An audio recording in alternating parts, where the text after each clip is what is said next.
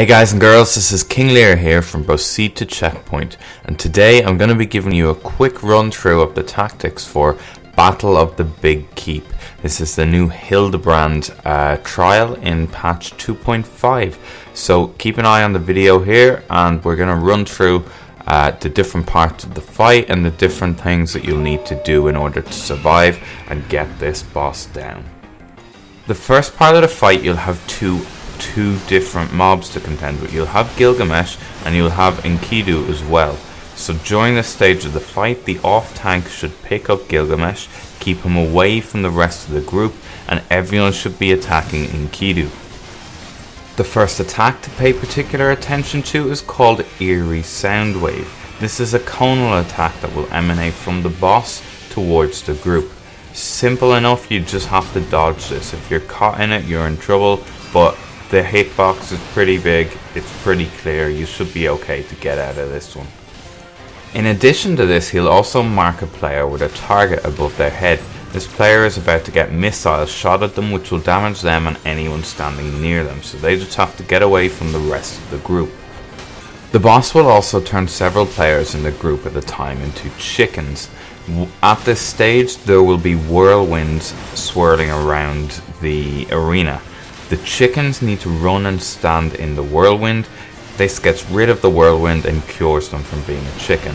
If this doesn't happen, then the player will remain a chicken, and if a whirlwind explodes without a chicken standing in it, it'll deal a lot of damage to the group. Another thing to be aware of in this particular fight, you will become tethered to other players. If this happens, the two players that are tethered just have to run to each other in order to break the tether. Once you've killed Enkidu, then phase 2 of the fight will start. Gilgamesh will run into the next room, and this will kick in the second phase, which consists of you just fighting Gilgamesh himself. The tactics for this phase of the fight are completely different to the first, although the level of complexity remains about the same. Throughout the fight, Gilgamesh will run to the center of the room. He'll begin casting a frost spell in a chessboard pattern. You need to stand in one of the areas without frost to not get hit by this attack. He'll cast it once and then the safe areas will switch. Again, move to one of the areas that doesn't have frost in it to ensure you avoid this attack. The next mechanic to be aware of is Gilgamesh will cast a chain on one of the healers in the group.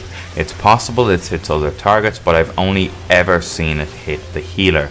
It's important that the DPS get right on this chain and destroy it as quickly as possible to free up the healer.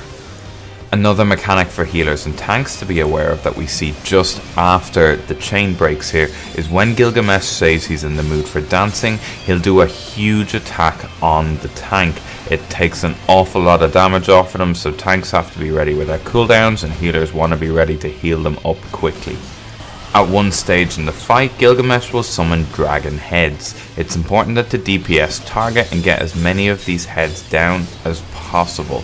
At the end of the heads, when they disappear, Gilgamesh will do a large attack, and the amount of damage he deals seems to be proportionate to the amount of dragon heads left up, so if you don't manage to kill any, this attack is probably going to wipe your group.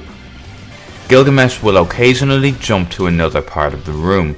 When he does this, he's going to charge the tank, so everyone needs to get out of the way between himself and the tank to make room for this charge.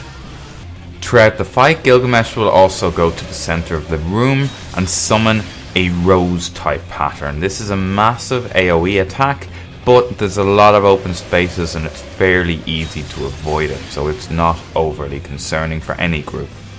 They're all of the attacks these bosses have that are out of the ordinary and you really need to be aware of.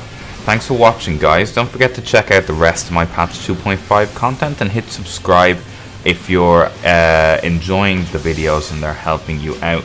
Keep an eye on the description in the videos, because anything I miss during the fight itself that people point out to me afterwards, I'm gonna put in the description, so there might be some little extra content there afterwards if I've missed a tactic or something comes out in a couple of days time that it turns out some of the tactics are false. Don't forget to hit subscribe if you're enjoying this, and I'll see you next time for some more Final Fantasy XIV content.